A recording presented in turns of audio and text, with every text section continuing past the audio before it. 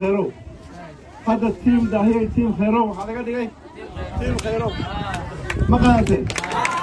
xildhibaanka dooran ee kursiga Dadaab Mudane Cabdikhayr Cabdullaahi Duubow ayaa la wareegay dhammaanba taageerayaasha xildhibaankii horeeto ee Lagdheera Mudane Faarax Macalin kadib markii miisaaniyad siyaasadeed iyo dhaqaale loo isticmaalay taageerayaasha Faarax Macalin oo muddooyinkii dambe daal iyo welibana kala firdhanaansho uu ka muuqday beesha cawlyahan ee isla markaasi uu ka dhashay Hoon Khayro Cabdullaahi Duubow ayaa kulamo hoose oo ay galeen isku afgartay in la taageero Mudane Cabdikhayr Cabdullaahi Duubow beesha ayaa u arkaa Hoon Faarax Macalin doorashadiisa in ay ka dhigan tahay horseedida hoggaan darro iyo welibana hufnaan la'aan dhex taalo qabaa'ilada wadadaga deegaanka Dadaab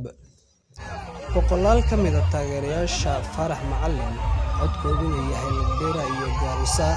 ayaa weli ku haray xarunta dabka aan laga shidan ee taliska u ah Hoon Faarax Macalin Dawara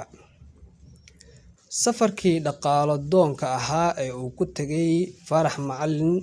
deegaanka Jigjiga ayaa noqday mid aan miro dhalin balse waxa weli ayuu ka sugaya kooxdiisa هذا التيم ده هي تيم خيرو هذا قد ايه تيم خيرو ما قاعد تيم ده هي اول تعمل تاير هي تيم خيرونا اسكت كل وضو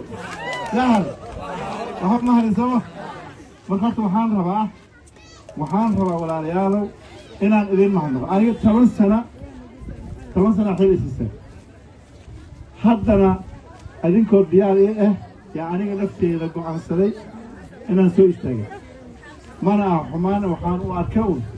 إن أبنا جيل كنغير أو نقدم بيان سألت أتوا أضيانسا وقت أنا قالني